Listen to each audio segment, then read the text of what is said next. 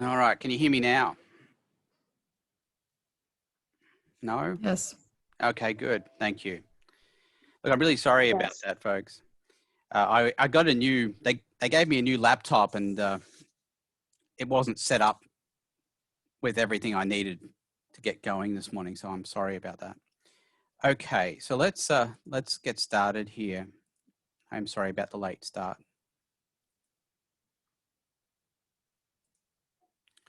All right, so we're going to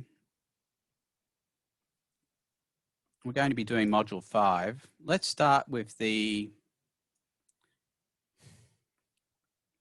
well, I'll do a bit of an introduction first of it. Hopefully you've done something with it already, and this isn't your first experience with what we're talking about today. But I'm going to give a very, very rough overview of what we're talking about.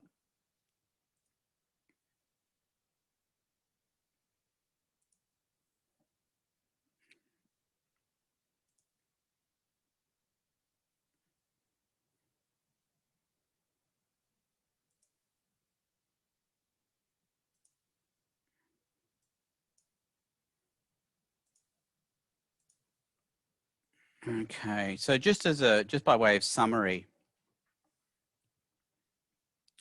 what we're going to have here is 4 distinct kinds of anions and cations that we're going to talk about. We'll talk about the cations first.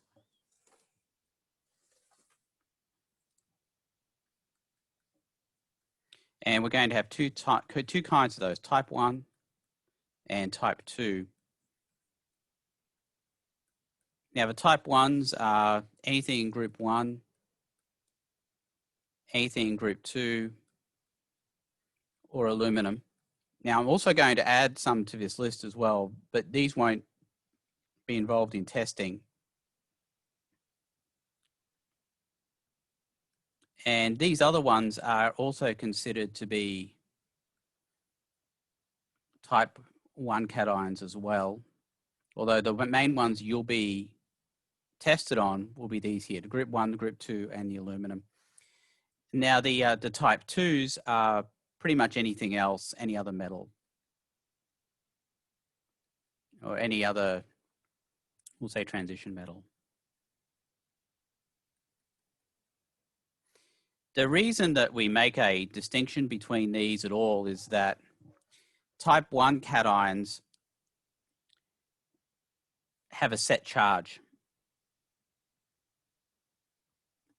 And the implication of this is that there's no need to specify the charge in any name involving that specific element.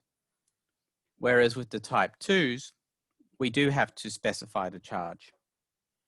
So that's going to be the difference. So of course, you know, when you're doing the names, the biggest challenge that people have is, you know, do I include this Roman numeral or not, right? Well, this is when you include it, this is when you don't include it. So no Roman numeral. Do it up here. No Roman numeral. And this requires a Roman numeral.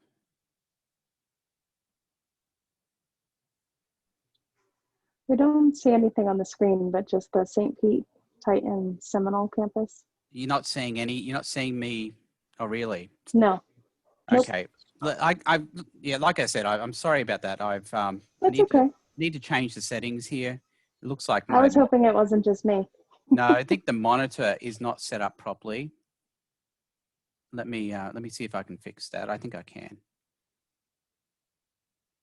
Okay. No. Let's try this.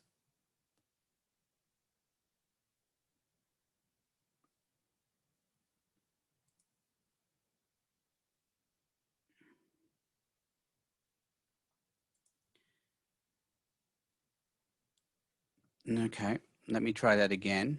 It's probably got the wrong.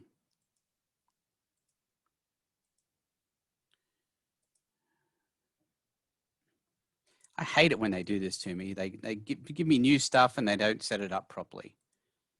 And then I have to go through and figure out, well, what the heck have they done here? Yeah, you might think it's nice to get disconnect this display.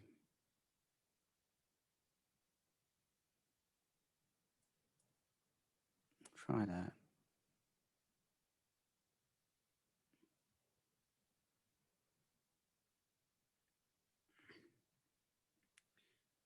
All right. No, I've got to revert.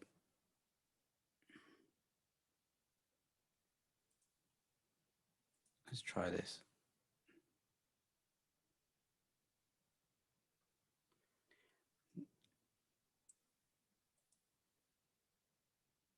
Okay. So what are you seeing now? Still that Titans thing?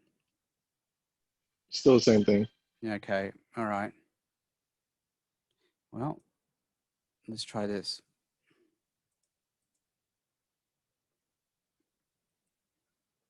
Okay.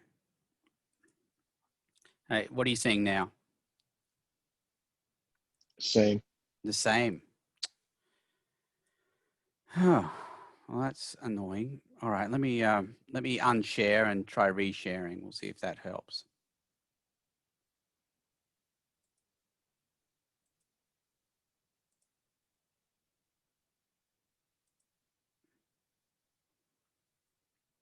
Yeah.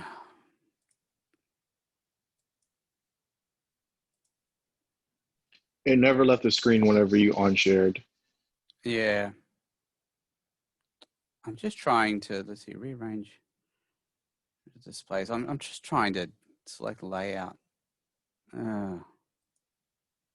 This is too. Let's try that.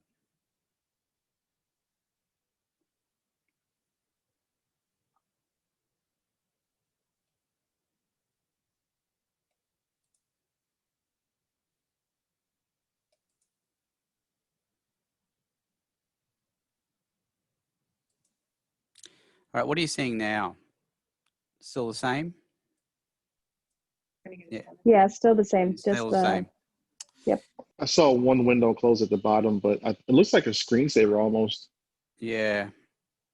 All right. Let me see if I can.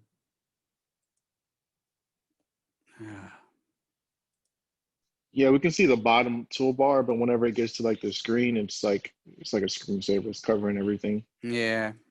Okay. All right. Let me see. I'm still trying to get these displays set up correctly.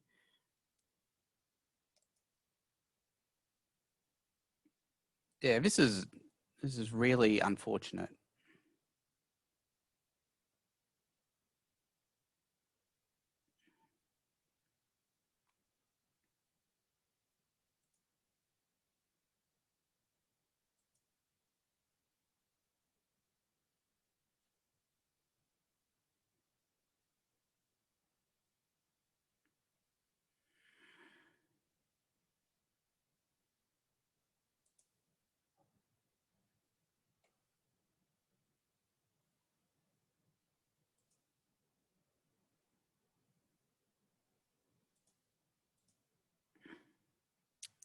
That was the first change Yeah. I've Okay. ever seen.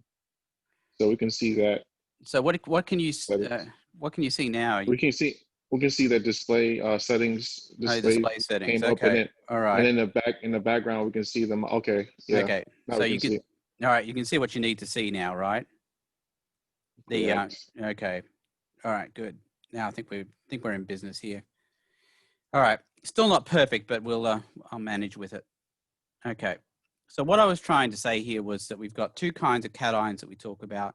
The type 1s, which are the group 1, type 1, type 2. We've got type 1, which is group 1, group 2, and aluminum, plus zinc, cadmium, silver, and bismuth as well. But don't worry about those because you won't be tested on those. And then we've got the type 2s, which is any other of the transition metals. So what I'm talking about, going back to the module here,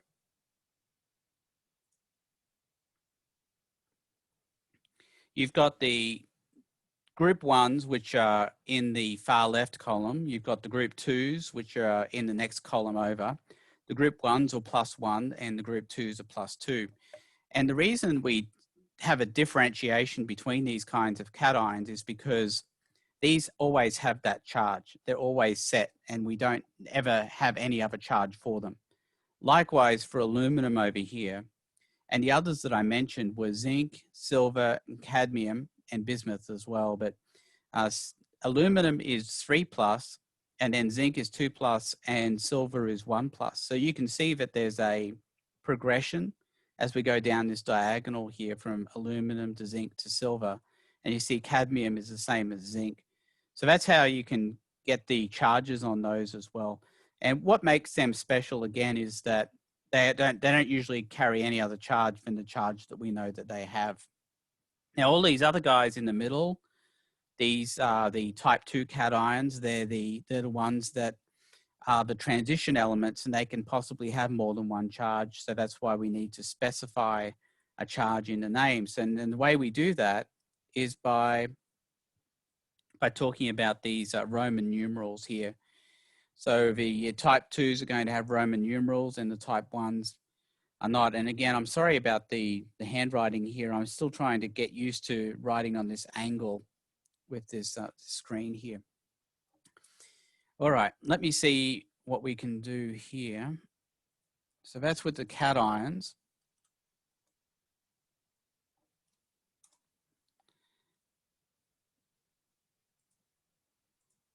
The anions, and there's two specific ones that we talk about. I call them the single element anions.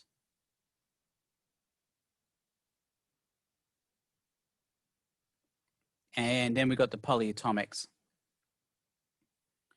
And the difference between them is pretty clear, because single element means it's just the same, it's just one element, and it comes directly off the periodic table. So things like Br minus, S2 minus, N3 minus are all single element anions, and the polyatomics have more than one, something like CO3 2 minus, SO4 2 minus, etc. So if we look at, again, the charges on these, you can see these are the single element anions that I have shown here. And we've got -1 in group 7, we've got -2 in group 6, and -3 in group 5. Now the reasoning for that goes back to how many electrons these need in order to become octets. So to get their octet, and group 7 needs 1, group 6 needs 2, and group 5 needs 3. Does anybody have any questions about the charges on those single element anions? Yes. It's just the, I understand that part. It's just the aluminum, zinc, and gold, I think it is. Silver, yeah. So, yeah. So what about them? Yeah, so you said that the numbers change? No, not for at an them. angle? Not, well, what I mean is that they have set charges, but we know what the charges are by going down from +3 to +2 to +1. I'm just saying so it's just those three, that's it? Oh, and cadmium, Okay. which is the same as zinc. I also said bismuth as well, which is 3+. But Gotcha. again, those are ones you don't really have to worry about, because I don't have any of those in the test, but we still consider them to be type 1s because those are the only charges that they tend to have. So being able to distinguish between single element and polyatomic ions is going to be the key here. So I'm going to go ahead and again write the cations down here, minus the zinc, cadmium, and whatever. So we'll just stick with the type 1s, which are going to be the group 1, group 2, and aluminum. And we'll do some examples here, and I'll come back to this.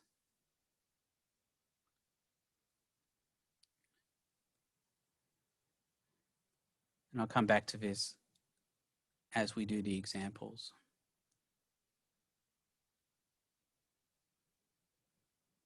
Okay. So that's everything in a nutshell that you need to be aware of. You need to be able to distinguish between single element polyatomic anions and distinguish between type 1 and type 2 cations. So that's everything in a nutshell right there. So let's talk about, well, first of all, hopefully you've done a little bit of work on the assignment. Now, the assignment's a bit of a bear. It's got probably, oh, I don't know, probably about 100 questions. I don't know if, how many people have taken a squiz at that, taken a look at the assignment? Anybody taking a look at the assignment yet? No? Okay. Let's talk about the assignment. It's unfortunate you haven't. I mean, you know, we've had 2 weeks to do this.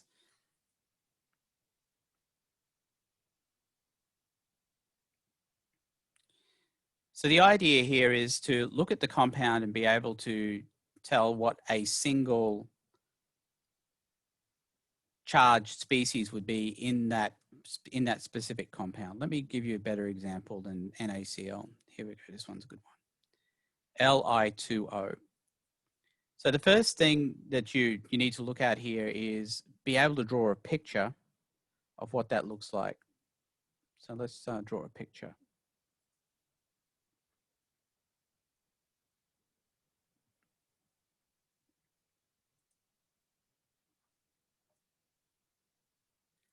Okay, I think I've figured this out now. It's extending the displays and I have to figure out where to move stuff, but I'm getting there.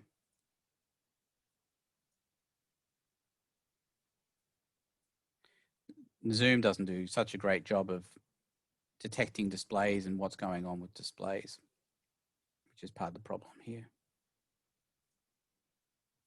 Okay, you all can still see this blank. You should be able to see a blank screen here. Is everybody okay with that? Okay, good. Yes. So if we've got Li2O, we draw a picture of it. It's going to be 2 Li's and an O. We know that the charge on Li is 1 plus because it's in group 1 and O is 2 negative. But what I'm interested in is just a charge on 1 anion and 1 cation. And the reason for that is because when we name these, this would be called lithium oxide, for example. The name is always based on one of each. I'll say it again. The name is based on just one of each. So that's why it's important when we go through this assignment to be able to figure out the charge on just one of something. I know, it blows your mind, doesn't it? All right, let's look at another example. So the answer would be Li plus for the cation, O2 minus for the anion. Let's look at something else. We've got Cr2O3. Now, if I draw a picture of that, we've got 2 Crs and we've got 3 Os. The Os are all 2 negative, which means the total charge there is -6. The total positive charge then is going to be +6, which means that each of these has to have a 3+ charge. Now, chromium is one of these that is what I'm calling a type 2 cation. If I can find my other window here. Here it is. It's one of these type 2s, other transition elements, because it's not part of group 1, not part of group 2, and it's not aluminum. So it's one of these other transition elements. So we don't know what the charge is going to be until we investigate by looking at the anion side.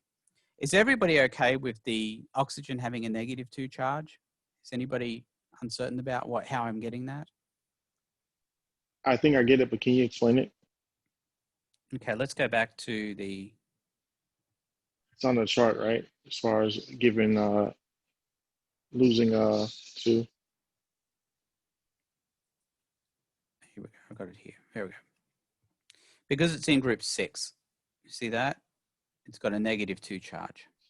Gotcha. That's right. It needs 2 electrons. Oxygen needs 2 electrons in order to be like neon. So that's why it takes on a -2 charge.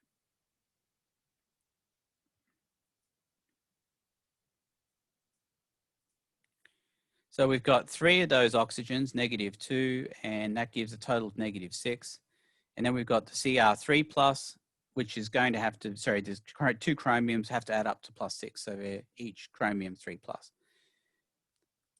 So the name of this is going to be based on one of these and one of these. So the name would be,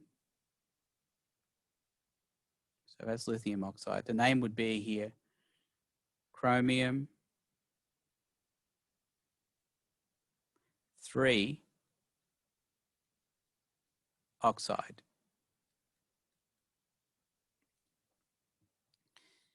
And when we're looking for what the cation is, what the anion is, Cr3 plus would be the cation and O2 minus would be the anion. But notice how we just take one of each. And the reason that is because that's how we're naming them as well. We're just naming them with one of each. So look at the difference between those 2 examples and you can see what I'm talking about. The lithium oxide doesn't need a Roman numeral. Why? Because lithium is always 1 plus. The chromium, though, does need a Roman numeral because chromium can be 2 or 3. And we don't know what it's going to be until we investigate the total negative charge to figure out the positive charge. Does anybody have any questions? I mean, that's the main, No. that's the main sticking point right there, is when do I use Roman numerals? When don't I use Roman numerals, right? Let's do some with, I'll do a couple here with polyatomic ions.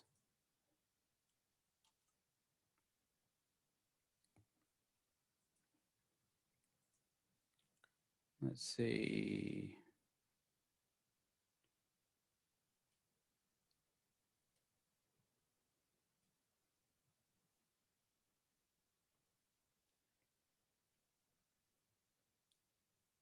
All right, let's look at this one here. This one's a good one, CaCO3. All right, CaCO3.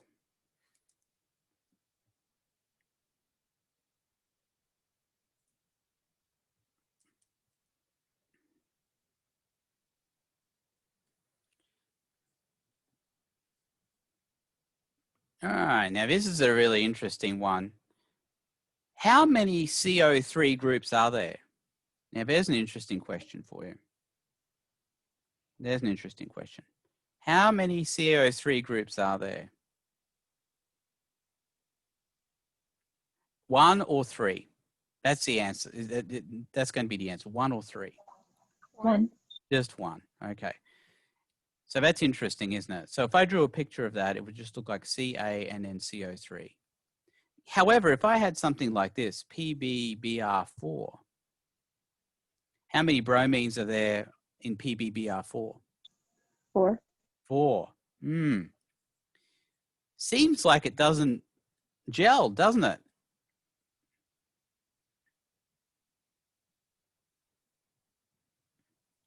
So there's 4 Brs here, and yet there's only 1 CO3 here. And the difference is because this is a polyatomic ion versus a single element ion. All right, how would you know if there was more than one of a polyatomic ion? How would you know if there was more than one of a polyatomic ion? If it's in parentheses? If it's in parentheses, that's exactly right. So if we had something like this, CuOH2 in parentheses, then what that would be CuOH and OH. So that's how you know. If there's no parentheses, then there is just one of that polyatomic ion.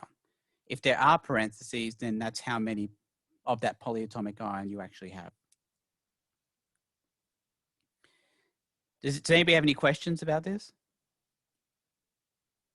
All right, let's look at the names of these. Now, in order to do that, we're going to need the polyatomic ion sheet, which you'll have on the test, so you don't have to memorize any of this. Let's see. So here's the polyatomic ion sheet here. And what I'd be looking for in this instance would be CO3. So I find CO3 here, and there it is, carbonate, CO3 2 negative. Calcium I know is 2+ anyway, but I can just go ahead and do that. So the name of that would be calcium carbonate.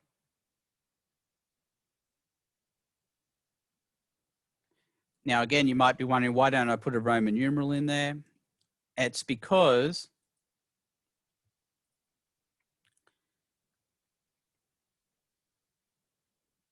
calcium, I'll go back to page 2 here. Calcium is in group 2, and it always has a +2 charge. So I don't put any Roman numeral in there. Does anybody have any questions? I'll go ahead and do the lead one here as well, the PB, the BR negatives. So we've got -4 total. We've got +4 on the lead and +4 on the lead up here. So it would be lead 4 bromide. Now the 4 there doesn't mean there's 4 bromines, and it doesn't mean there's 4 leads either.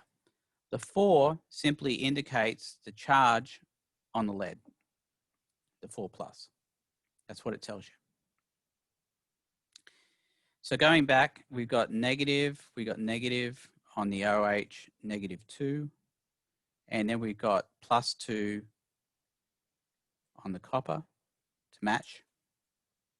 So that would be copper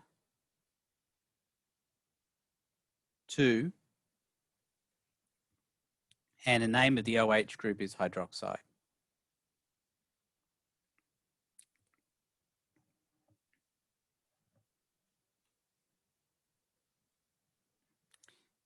And the way I know that is because if I go back over here and I look at the polyatomic ion sheet, I can see that hydroxide is here, is OH. Does anybody have any questions? Anybody have any questions? All right, let me go back to the assignment here, and I'll make sure everybody's okay with this. Let's go take a look at.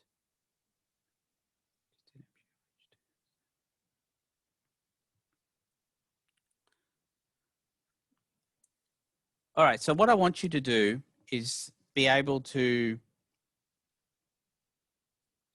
Does everybody have access to a polyatomic ion sheet in front of them?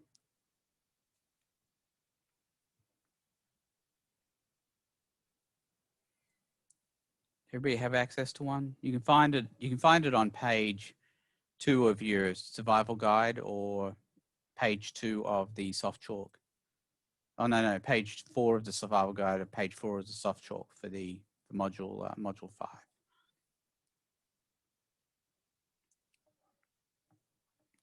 So for something like Al2SO43,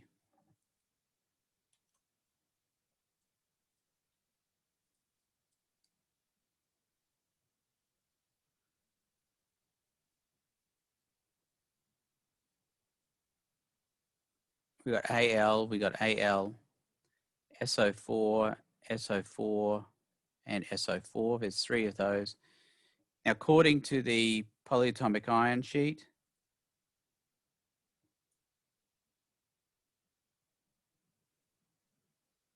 sorry, I have to find my window here. Here we go. SO4 has a -2 charge. So again, you don't have to memorize that.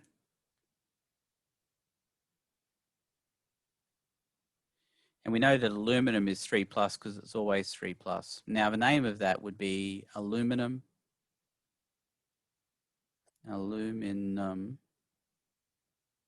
sulfate. And again, the names of all of those polyatomic ions are right here as well. So you can see sulfate. Does anybody have any questions? Now the answers on the assignment are going to be Al3 plus and SO4 2 minus. Again, just one of each, because that's, look at the name. The name is based on 1 aluminum and 1 sulfate.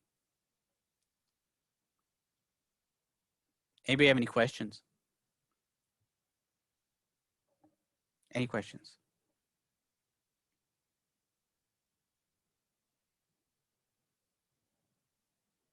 Okay. All right. Let's see. We'll go back to the assignment here. See if I can see some other examples. Here we go.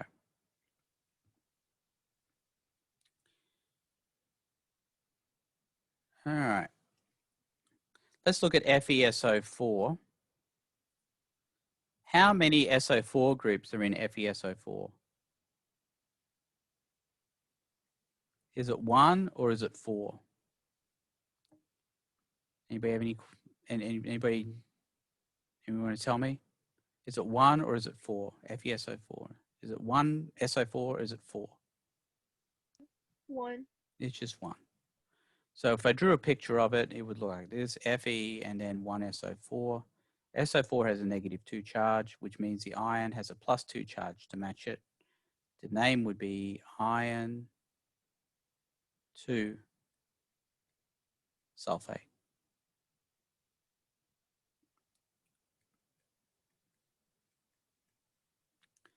Anybody got any questions?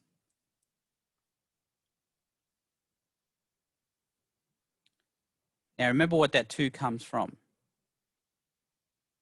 It comes from the +2 on the ion.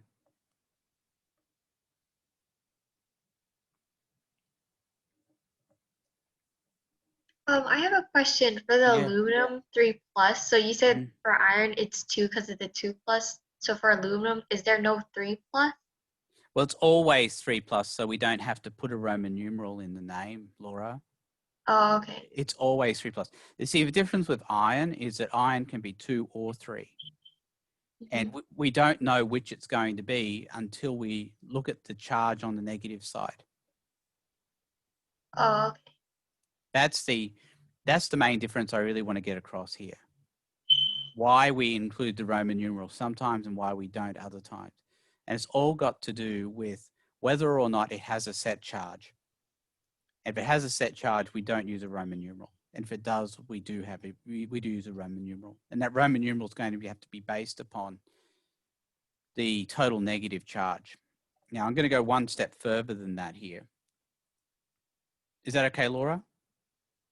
Yeah.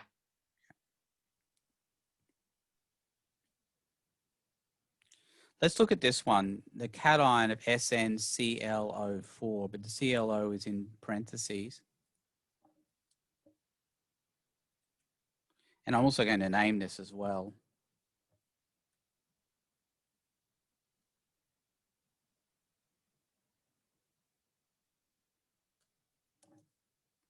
You move this over. All right.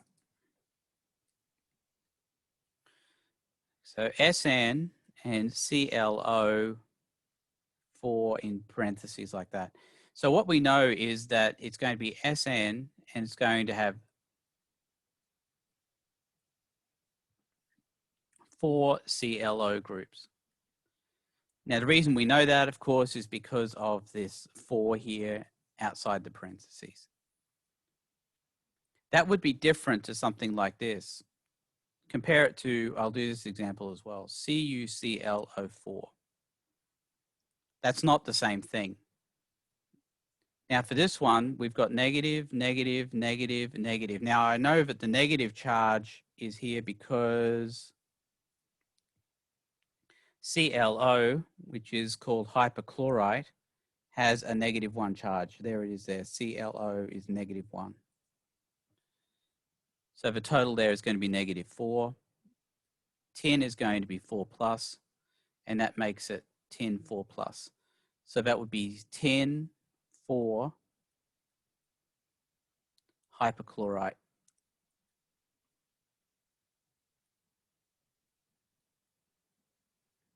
Now the answers would be SN4 plus and ClO negative for the assignment. But again, we're just interested in one of each. So the other one here, the CuClO4, because there's no parentheses, would just be like this, ClO4 negative and Cu plus.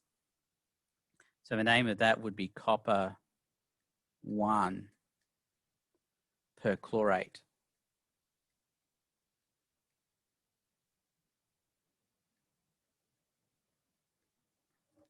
Now the perchlorate comes from, again, the polyatomic ion sheet, ClO4 negative perchlorate. It's over here. So I'm hoping you can see the difference between those two. Does anybody have any questions? Anybody have any questions?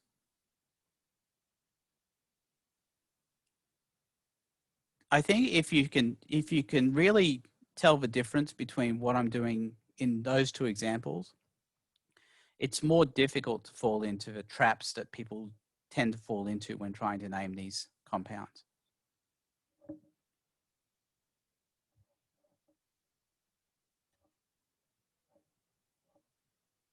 All right, let's look at something else here.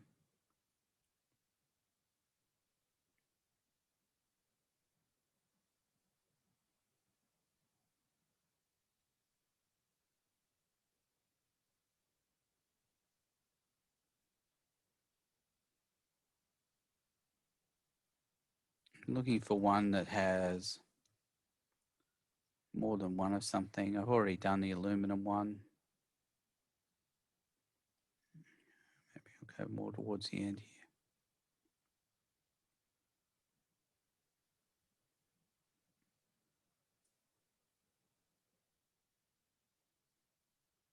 I'll just make one up.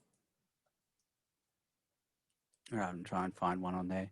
So let's say we had something like, let's do SN3PO4 in parentheses. So the picture would look like 3 SNs, and then you'd have 4 phosphates. And again, we have 4 phosphates because of the 4 outside on the parentheses. PO4 is a -3, -3, -3, -3. And again, I get that from the polyatomic ion sheet. PO4, phosphate, -3. That means the total is -12. The total then on the positive side must be +12. That means each of these tins must be 4+. And what that would mean is for the answer, it would be SN4+ and PO4 3- for the assignment, but the name would be tin 4 phosphate. But again, look at the name. You can see it's just based on 1 phosphate and 1 tin that's charged 4+. Does anybody have any questions? They don't get much more difficult than that.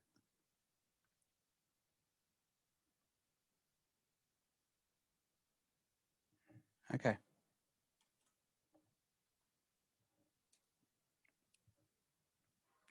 All right, let's look at, we'll look at some naming of acids. I'm going to have to talk to you about displays, but I'll get to you later. Yes, thank you. All right, no worries. Thanks, Paul. All right, so we'll, I will get this sorted out on Monday. What are we doing? That's right, acids. Let's look at acids. There's 2 kinds of acids we talk about. We talk about single element acids.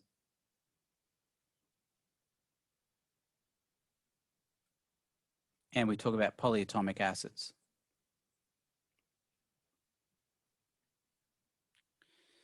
Now the single element acids that I'm talking about, acids always have H+ is the cation, always.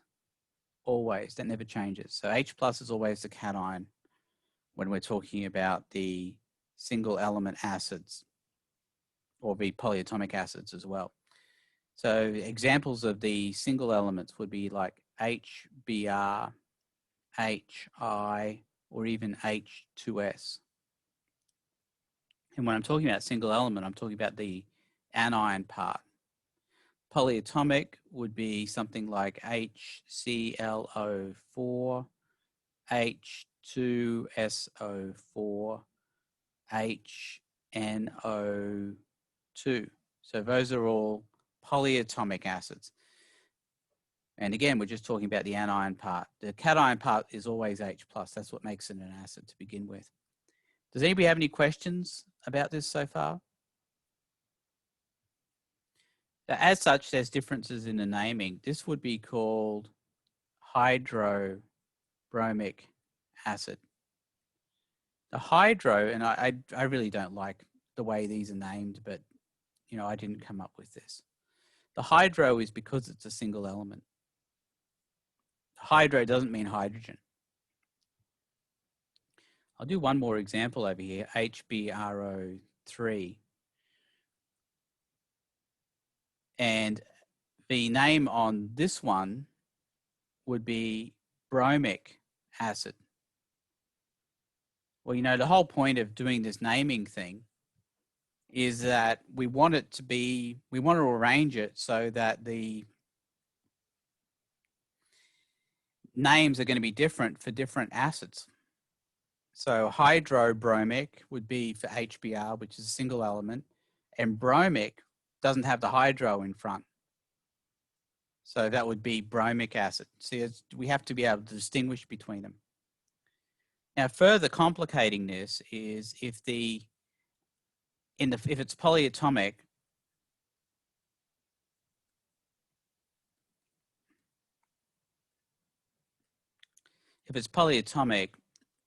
and it ends in 8, then it becomes ic acid.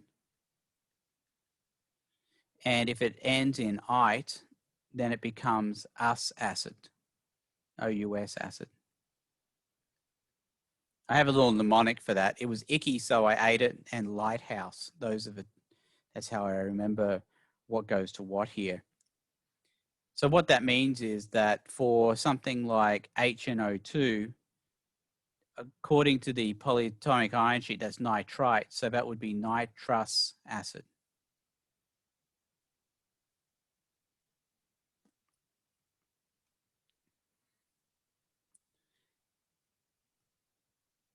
And going back to HBRO3, BRO3 is bromate.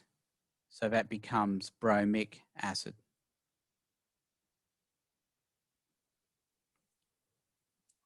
And again, you know, we're just looking at the polyatomic ion sheet here. See, some of them end in 8, some of them end in ite. And those are the ones that we need to be worried about as far as what acids to call them when we get done with them. All right, does anybody have any questions? Usually people don't like naming those acids either. I have a question. Yeah. So going back to the single element, Mm-hmm. If it has a hydrogen, that's how you know it's a single element? No, if it has a hydrogen, you know it's an acid. The single element part is just the anion, Tristan.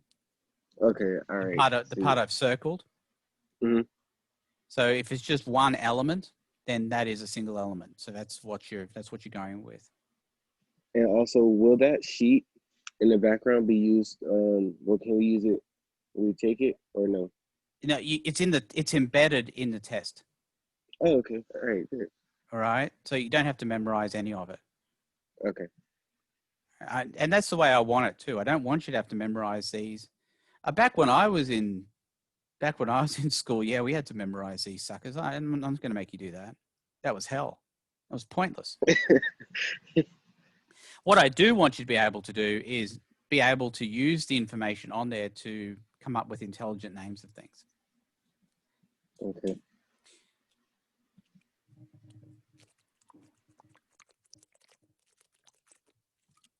All right. Any other questions about the acids here? So remember that with acids, we're talking about H plus as being the cation, and then being able to tell whether it's a single element or a polyatomic acid by looking at the anion part of it and naming it accordingly. All right, there's one other set of things that we're going to name here.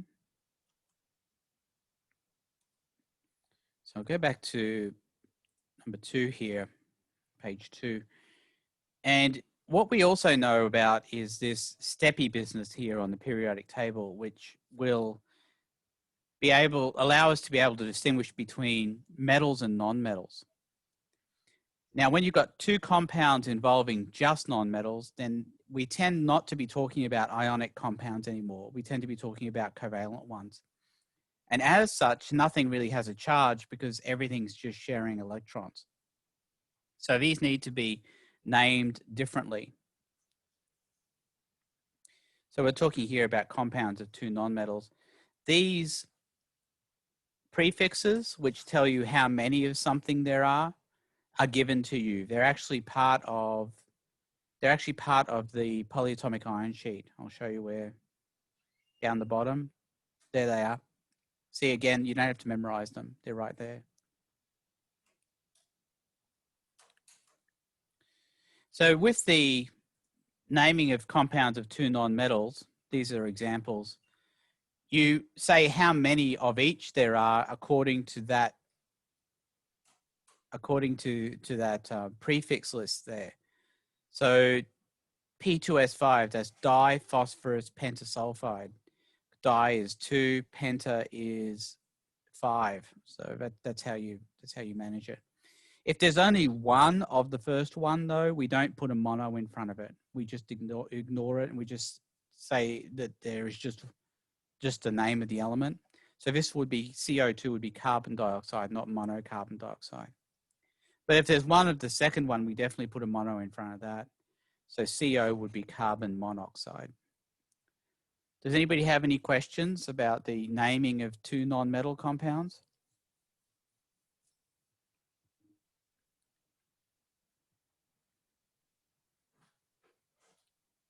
Any questions?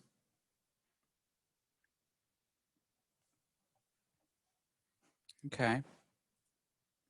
Let's go ahead and look at the quiz now. So that was the module 5 assignment. I really hope that people will get into that. It's a long quiz. If you know what you're doing, you probably get it done in about 30 minutes. If you don't know what you're doing, it's probably going to take you a lot longer than that. But that's okay because it will get you to a point where you do know what you're doing. That's the whole idea. Does anybody have any questions? All right, let's go take a look at the practice quiz here.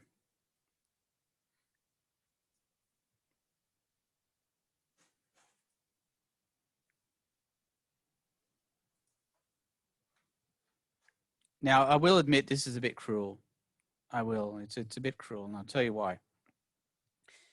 So what we're doing here is we're going from names to formulas, and we're also going from formulas to names. So I'm going to go right through this quiz and do all the examples.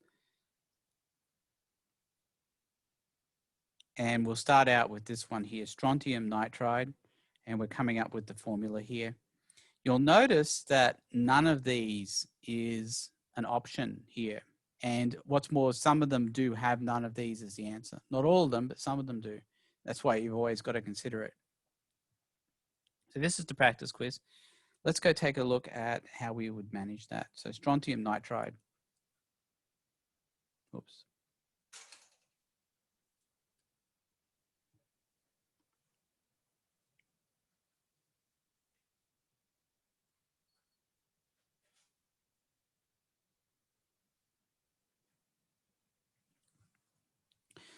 So the way we handle this, we haven't done too many of these yet, but I'll show you how we go from the name to the formula.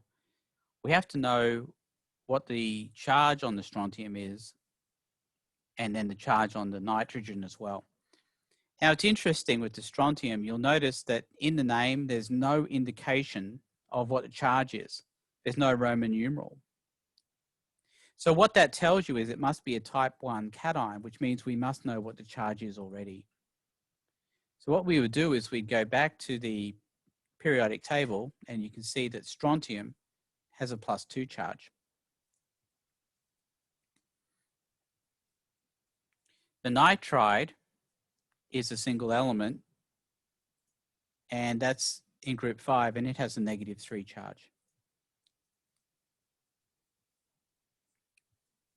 So that's the first thing we do, is we have to figure out the charges on both the strontium and the nitrogen here. The next thing we need to do is come up with what the formula is. And the formula is always going to be based upon how many of each we need to make them even out, to make them equal.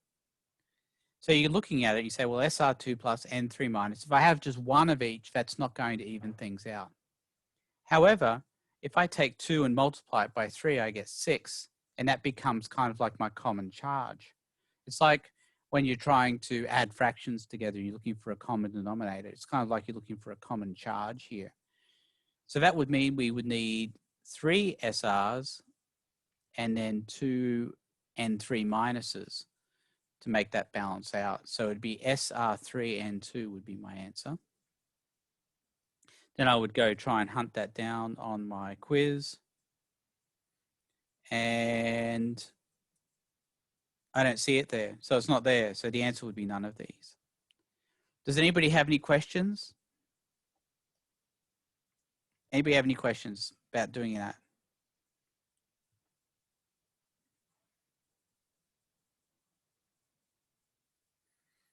So I'll just draw a picture of that just to reinforce what I'm talking about. So we put in 3 SRs. They each have a 2+ charge. And then the N3 minuses, we've got 2 of those. Each have a -3 charge. So it's -6 and +6. Does anybody have any questions? I can't believe nobody has any questions about that one. All right. All right, chromium 3 bromide.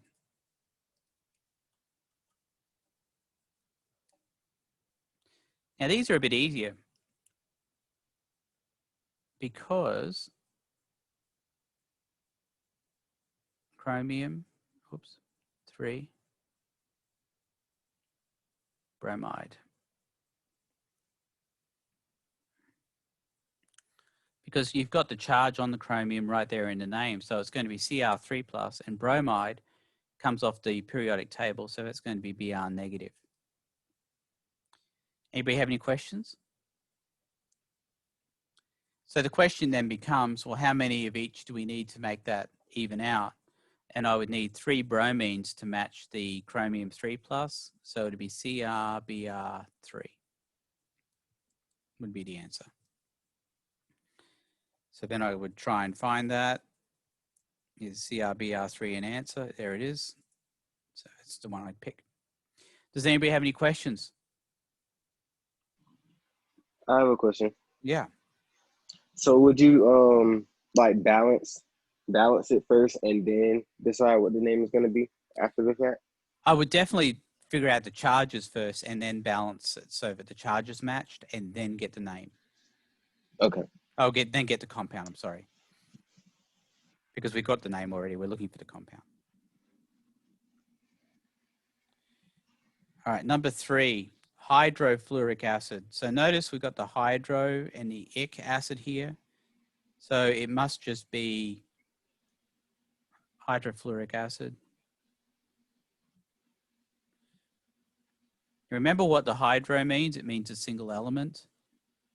The acid tells us it's H+, so it's going to be H+ because of the acid.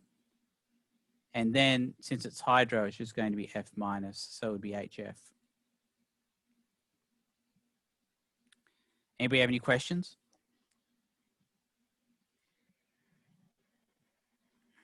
Okay.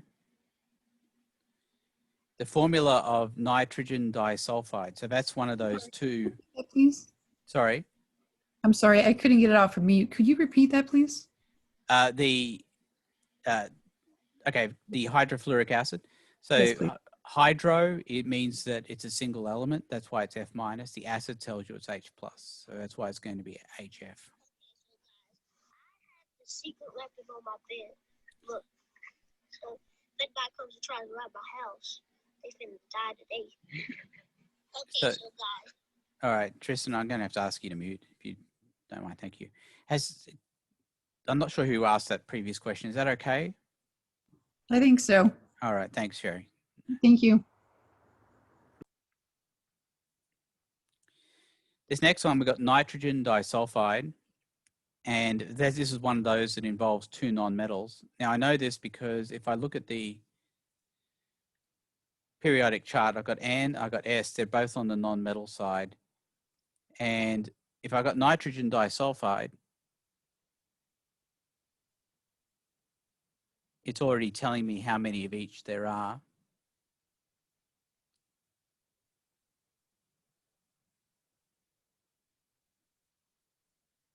So that would be NS2 would be the answer.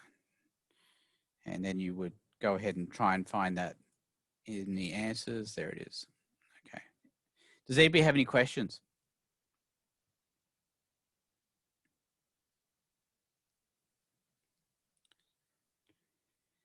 Okay, the name of MgSO3. So now we're going from a formula to a name.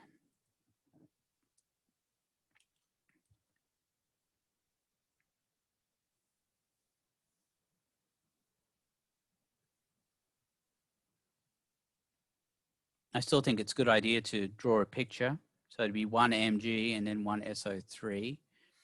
SO3 has a -2 charge. Magnesium has a +2 charge. I know the SO3 has a -2 charge because of the polyatomic ion sheet.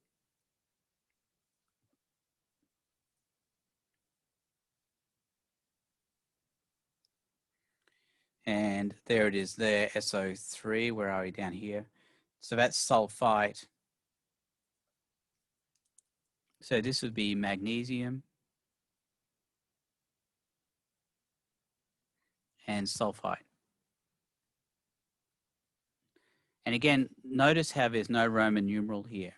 And the reason for that is because magnesium always takes on a +2 charge.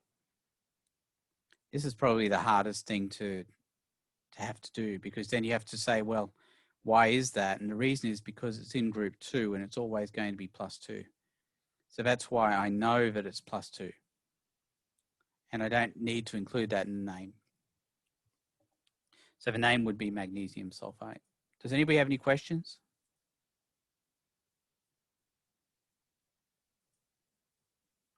So long as it's in the first two columns, it's gonna always have that. Yeah, or aluminum. Or aluminum. Okay. Yeah. So as long as it's, then they always have those charges. That's why we don't put the Roman numeral in the name. Everything else, though, you're going to have to put a Roman numeral in the name for.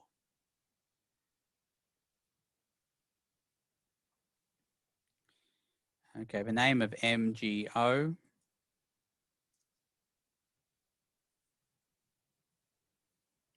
So again, split it up, it'd be MgO2 minus Mg2 plus, magnesium oxide. Now, same reasoning here for no Roman numeral.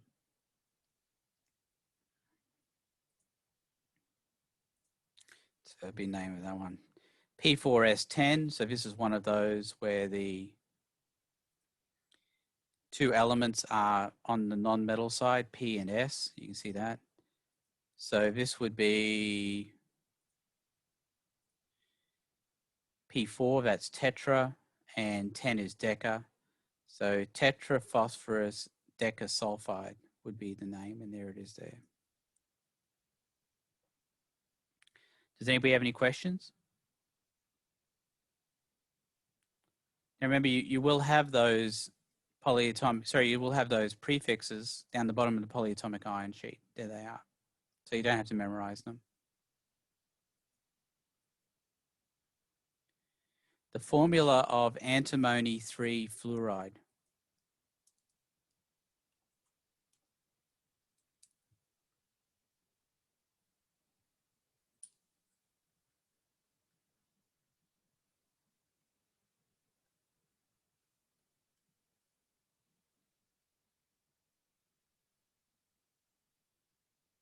Right, antimony is Sb.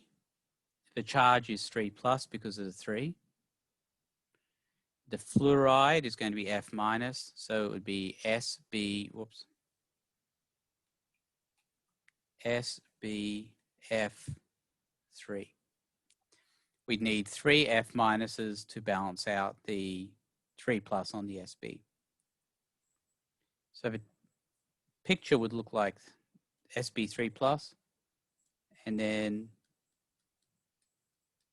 it would be 3 F minuses like that. All right, does anybody have any questions?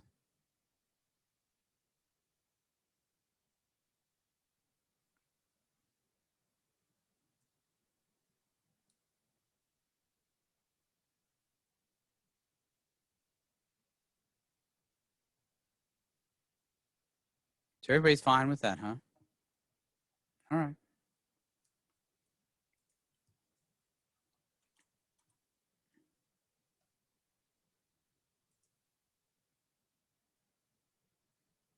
Aluminum phosphide. So aluminum phosphide.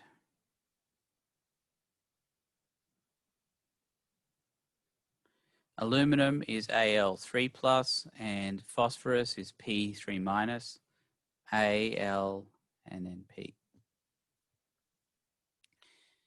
So again, we just need one of each there to make sure that they match up. But again, look at the name. Notice how aluminum doesn't have a Roman numeral. It's because we always know that it's 3 plus. All right, anybody got any questions about aluminum phosphide?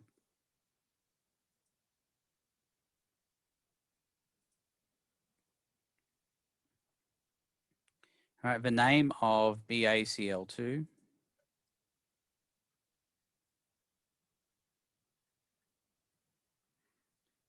So if I draw a picture of it, it's Ba and 2 Cls, minus minus on the Cls, and then 2 plus on the barium.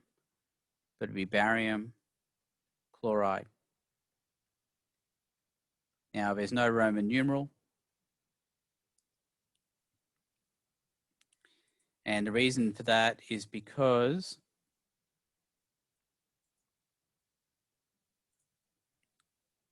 barium is in group 2. There it is. So it's always going to have a +2 charge, which means we don't put it in the name. All right, does anybody have any questions?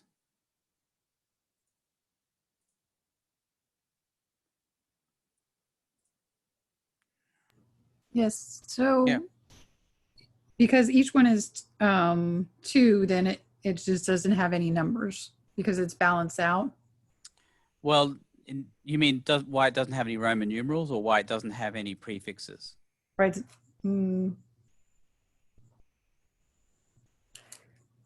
Because like when you had number 8, you had the 3 plus. Right. Hang on, number 8. Yeah. But in that case, you can see it was antimony 3. Mm-hmm. It was specified as being 3, so we knew it was 3 plus. Okay. Barium is always 2 plus. Right. That's why we don't put it in the name. But so basically you're balancing out the 2 though. Mm-hmm. Because you have 2 of each. So that's why you don't have any other numbers. Are you understanding my question? Probably not. I think I am. Let's go back. I'm going to go back a little bit here. I'll go back to this one here, this P4S10, which has the, is this what you're talking about? These prefixes? No, the numbers, see how it says P4 on that one that you were just on? Yeah. P4 and S10. So Yeah. basically you're just balancing out those 2 numbers on the bottom of number 10? No, I'm not, because we're dealing with 2 separate cases here, and this is where the confusion comes into play. Because when we're looking at P4S10, we're looking at 2 elements that are covalently bonded, which means there's no charge involved here. With everything else that we're looking at that doesn't involve two nonmetals, then what we're looking at is a positive and a negative side, which is why they're named differently. So barium and chloride, barium is over here and chloride is on the other side. We have a combination of something positive with something negative. If it's P4S10, then that's covalent and there's no negatives and positives involved. So they're named differently. That's the annoying part of all this, Sherry.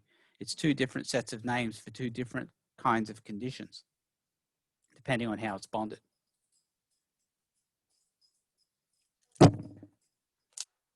Sherry, is that clear? I think so. Thank you.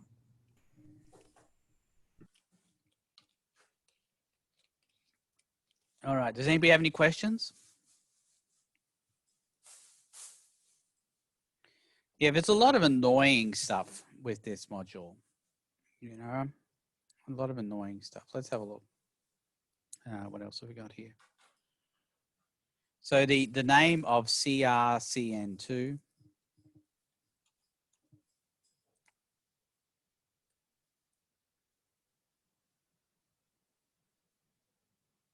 and if I drew a picture, it would be Cr with two CNs.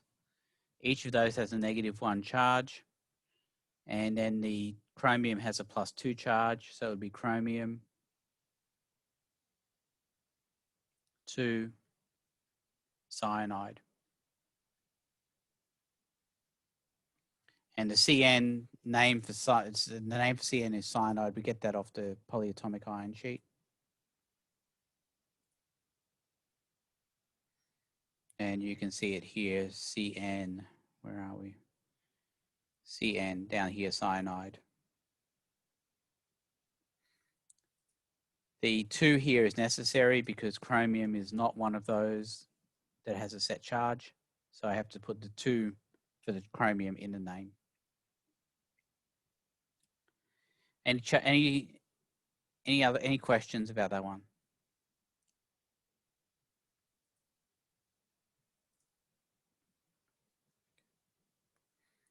All right, the name of boric acid. Okay, so boric acid. Now this is an acid, so we know what the cation is going to be. It's going to be H+. We need to figure out the anion. Now it's boric. Now it's not going to be just boron, because if it was just boron, it'd be hydroboric, because that would be a single element. So boric must come from borate. Ic goes to 8, so borate. So I find borate on the polyatomic ion sheet. And it's down here. So it's BO3, 3 minus.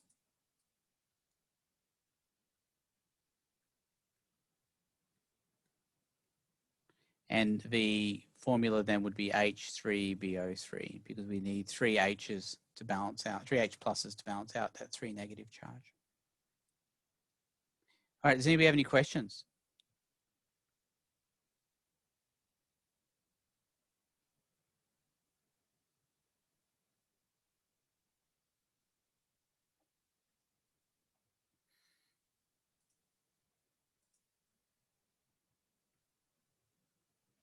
Okay, let's see, SNBr4.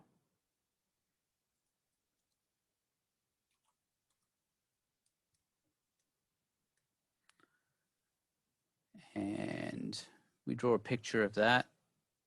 And it will be 1 SN and then 4 BRs. Each of those has a -1 charge.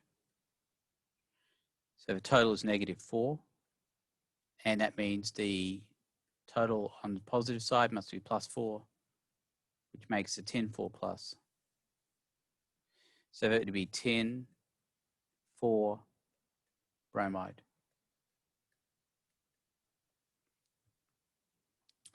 Does anybody have any questions?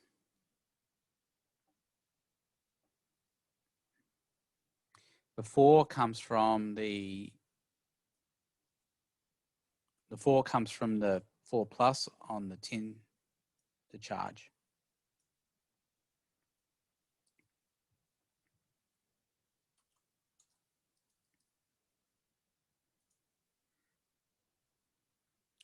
Magnesium chlorate.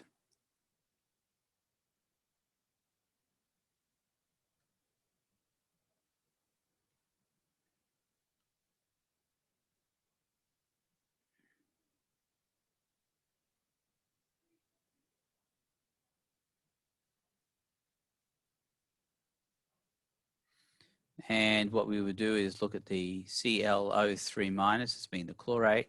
Magnesium is going to be Mg2 plus. Again, note how there's no Roman numeral there.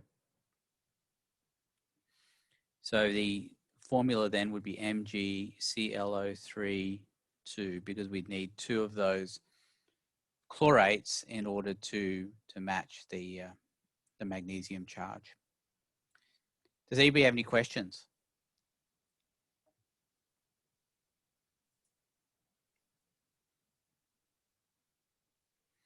H2SO4.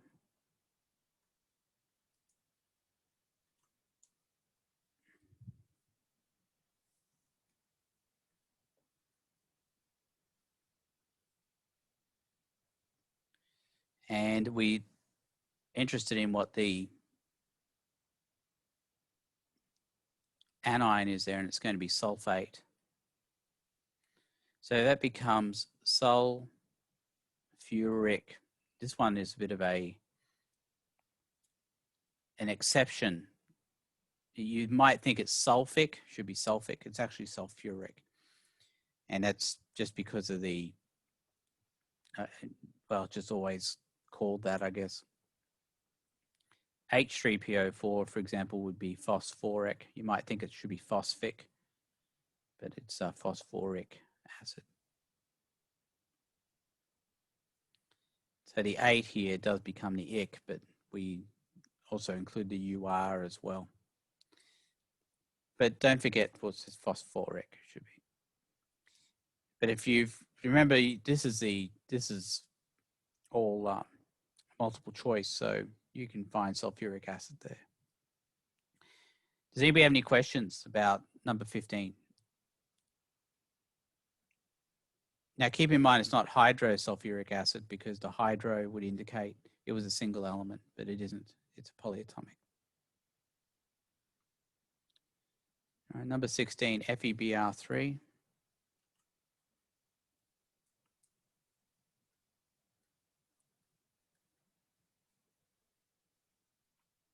Draw a picture, Fe3Brs.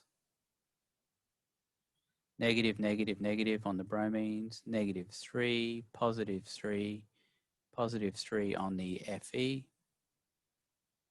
That's how I like to do it. Do the anions first, and then look at the cations. This would be iron.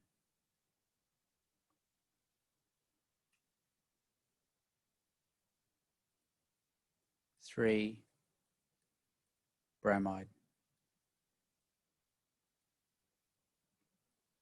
All right, any questions?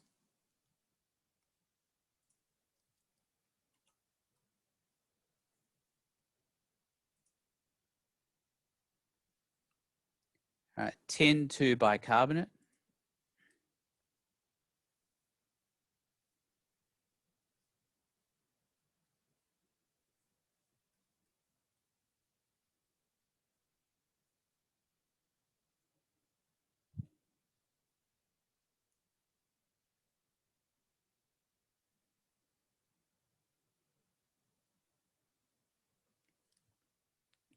Tin 2, SN2 plus, bicarbonate, HCO3 negative. So that bi there doesn't mean there's two of anything. The bi actually indicates hydrogen. And you can see that in the name of the polyatomic ion. There it is here, bicarbonate or hydrogen carbonate. Those are the two names for that. So the final formula, CSNHCO3, and there's going to be a 2 there because we need two of those to match for 2+ charge on the tin. Does anybody have any questions?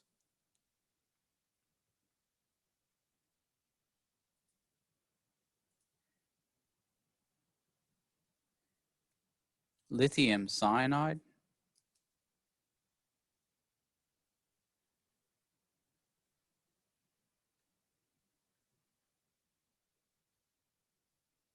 Li is 1 plus because it's in group 1. Notice again, no Roman numeral. Cn is Cn minus, so it'd be Li, Cn. Any questions?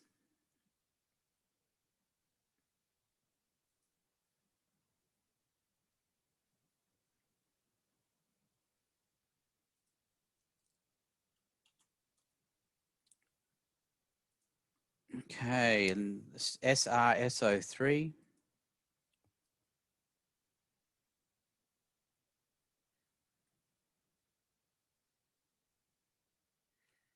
Draw a picture. It's going to be 1 Sr, 1 SO3. SO3 is -2, Sr is +2. Strontium sulfite.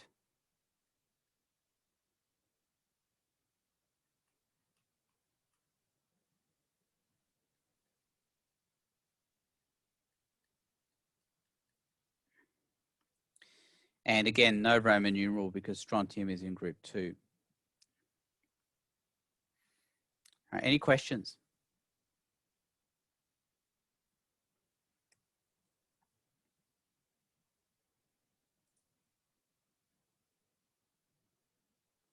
And HBr.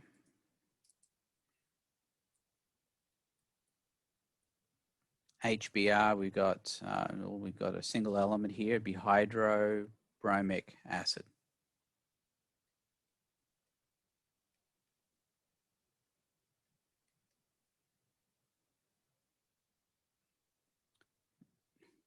That'd be it. Does anybody have any questions?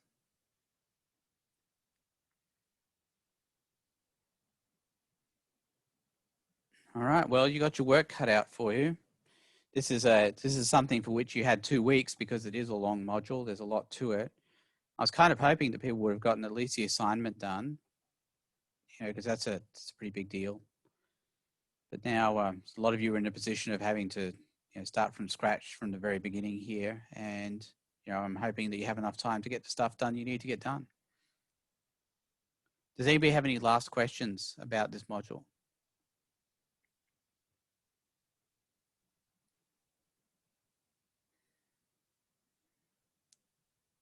So it turns out for module 6, it's the same situation. You've got 2 weeks for that because that's a long module as well. I won't be holding a Zoom session next week because again, it's a 2-week module. And if anybody still has any questions, you can always call me, or you can always email me, or whatever you need to do to get any help. All right. Does anybody have any questions? Anything else? All right. Well, we'll leave it at that then, and I'll see you all later.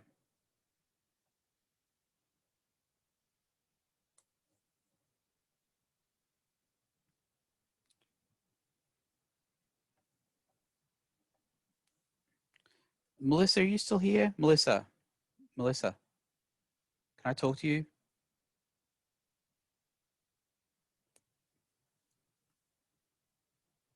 Melissa. Sorry, Yeah, that's I okay. couldn't get it to unmute. Yeah, did you get your enrollment thing sorted out, or are you Yes, in my class or not? I am not. I am in Professor Mitchell's Okay. class, All right. but this is the only Zoom class that I ever saw. Okay. So, and she said it was optional, but I prefer watching your Zooms to hers. Okay. That's all right. That's all right. I just wanted to make sure that I just wanted to make sure you were at least enrolled in something. Yeah, I almost had a heart attack last time, so I appreciate your help with that. It Yeah. was definitely terrifying that day. Yeah. Anyway. But I do appreciate you asking. All right. No worries. All right, thank you. All right. See you. Okay. All right. Does anybody else have any questions for me? See who else we got left here.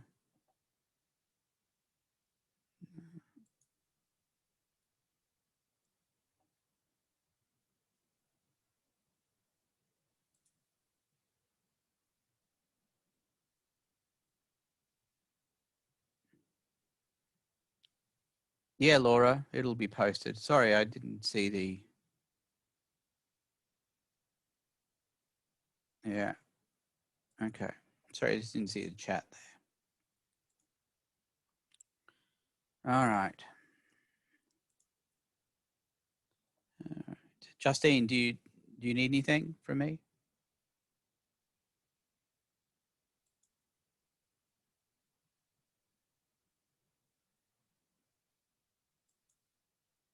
Justine? Okay.